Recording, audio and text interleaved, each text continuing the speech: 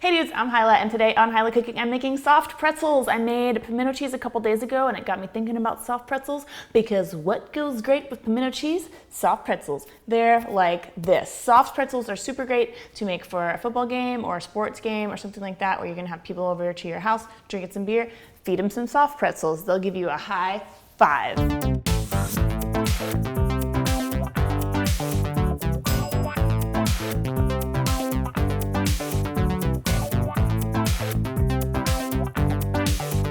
All right, the dough for soft pretzels is actually super easy, especially if you have a stand mixer. If not, you can do it by hand, knead it by hand. We're gonna start out, it's a yeasted dough, so I've got some hot water. I like to start slightly hotter than it should be. It should be between like 95 and 115 degrees Fahrenheit, so slightly warmer than body temperature. I'm gonna add some brown sugar. And if your water's too hot, it'll kill the yeast. But I wanna get it a little bit warmer than normal so I can dissolve this brown sugar. So you should be able to stick your finger in it, and it feels warm, but it's not gonna burn you by any means. I'm gonna add a little packet of yeast. So yeast is a living organism, and when it's sort of dormant, when you buy it in a little dry pouch like this, and then when you add it to the warm, sugary water, it wakes it up, and we're gonna pour this, sprinkle it in over the top, and then we're gonna let it sit for 5 minutes, and that's the step that's called like proofing the yeast. Basically, you're proofing that it's still alive and it's not dead. So we're gonna let it sit for about 5 minutes. When we come back, it should look nice and like white and foamy, kind of like the head of a really nice beer, which reminds me, I should go get some beer while I'm waiting. Okay, 5 minutes later, you can see this yeast is just like, it looks a little bit like pond scum, but it's perfectly natural and it's making bubbles. And actually, like, so the yeast eats the sugar. If you didn't know this, the yeast eats the sugar and produces carbon dioxide, and that's what makes the bubbles, and that's what makes bread rise. So you can see it's already doing it now. Getting high off that CO2, man. Just kidding, it's not a drug. Okay, I'm gonna add a little bit of beer. If you don't wanna use beer, you can use water, but I use about half a cup of like a lager style beer, like a light. Whoa. I'm gonna add some soft butter, a couple tablespoons of butter, and some bread flour. It's really important to use bread flour. You can buy it most stores where they sell regular flour. Bread flour has a higher gluten protein content, so it makes breads like more elastic and stringy and stuff like that. I'm like, look at me, I'm a gluten molecule. What is that? Okay, so we're gonna add, and I apologize to y'all Europeans out there, but I took your great German pretzel recipe and I made it not metric. So I don't know how much this weighs, but I'm using about 3 1/4 cup of flour. Start with a little bit less if you want, and then you can always add more. That's better. Usually with breads and things, it's better to have it be a little wet and then add a little more flour than have it be too dry and then have to work your way back. And then we're just gonna knead this for about 5 minutes. Oh, I'm gonna add some salt too, sorry. And as it goes, you want it to sort of pull all together into a ball. If it seems like it's gonna be too wet, you can add a little bit more flour, like a tablespoon at a time, or if it's too dry and it's not coming together, you can add a little bit of water the same way. But give it a couple minutes to see if it comes together on its own first.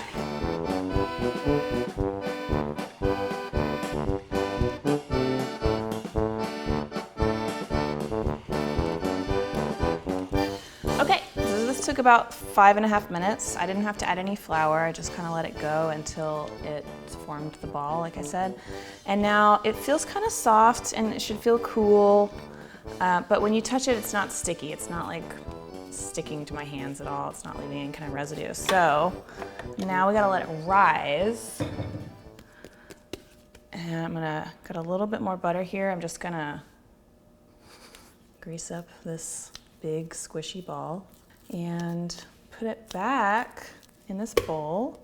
You want it to be able to rise at slightly warmer than room temperature for about 30 minutes. So we'll come back and show you how that's done, and then we'll actually make the pretzels. 30 minutes later, it has risen like a boner in the morn.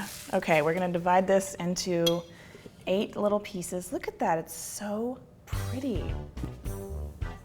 beautiful. If you want, you could do like pretzel bites or like one big pretzel or whatever. I'm gonna make some regular sized pretzels. Throw those over there, and we're just gonna use one piece at a time. And I find it's usually easier not to flour your surface. A lot of times when you're rolling out dough, you wanna flour it, but because we're trying to stretch this out to like a 24-inch snake, be an awesome name for a porno. You kind of are stretching it a little bit. So the flour almost makes it like too slick. Like you want it to grip the counter a little bit. And for a traditional German soft pretzel shape, you want to leave this like the belly of the snake, the belly of the beast, a little bit fatter than the ends. So we got our snake. Take the two ends, flip them up, sort of twist them together once, twice, and then down like that. Okay, now for the lye bath. If you know anything about pretzels, you know that they get that, and bagels too, they get that like shiny golden brown crust from a little quick dip in some lye water. Lye is very caustic, it's very alkaline. It can be a little bit dangerous if you don't know what you're doing, and it's actually really hard to find at a grocery store. So this is baking soda. And baking soda is also alkaline, but not so much as lye. But if you put it on a little foil-lined tray like this and put it in your oven at 250 degrees for about an hour, it makes it more alkaline and closer to the pH of lye. So that's all I've done here. I'm gonna like whisk this into some warm water just to dissolve it. Try not to get any lumps. Okay. If you stick your fingers in it, it feels kind of like slippery and soapy, and that's how people used to make soap, was mixing lye with oil or something, like beef tallow prairie soap. Okay, so I'm gonna dip my pretzels into this little lye solution one at a time, kind of let them soak for about 10 seconds on each side. Oh, they're floating, how cute. 1, 2, 9, 10.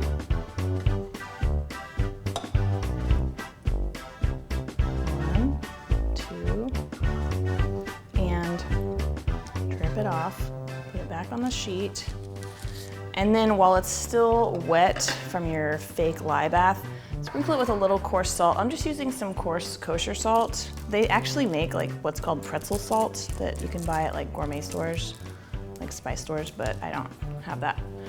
Kosher salt works totally fine. Okay, we're gonna keep doing this with all the pretzels. Yay!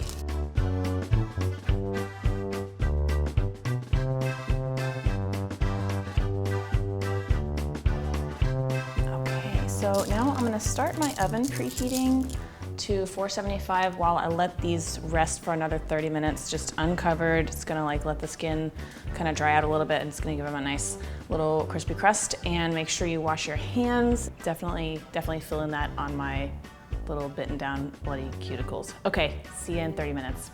Not literally. Okay, another little rise and our yeast has done its job. The pretzels are nice and puffy. Now we're gonna put them in the oven. We're gonna kill the yeast. We're gonna say, stop that yeast. Thanks for your work, but you're dying now. We're gonna put them in 475 for 8 to 12 minutes. I've got my racks arranged like one sort of in the middle and one a little bit higher than that. So we're gonna pop them in there and then rotate about halfway through. And then we're gonna eat some pretzels. I can't wait. My house smells fucking amazing right now. Oh my God, I can't wait to eat these. I'm gonna eat them with some pimento cheese. If you wanna check out the video, I just put it up a couple days ago. I'll put a link right up here, over there, on one of these sides. And then also if you wanna see how I learned how to make soft pretzels and how it ties in to Texas, check out my series, Hilah's Texas Kitchen, that I did a couple years ago. Oh my God, I'm so excited. Look at this. Yes, super soft and doughy on the inside and like crunchy on the outside. Oh God, I'm like weeping inside. My heart is weeping with excitement. Homemade soft pretzels are gonna blow your mind. I hope you make these for your friends on your sports games or your cookouts or your birthday parties or your Oktoberfest, whatever the hell you do. Recipe is always available at hilahcooking.com. Thanks so much. Don't forget to subscribe. You can click right down here. And I will see you next week. Bye! You wanna try some pretzels? Buckle. Chef baby, see what you think. Mama. Hi. You want Mama to have a pretzel. It's very nice. Daddy. You want Daddy to have a pretzel too?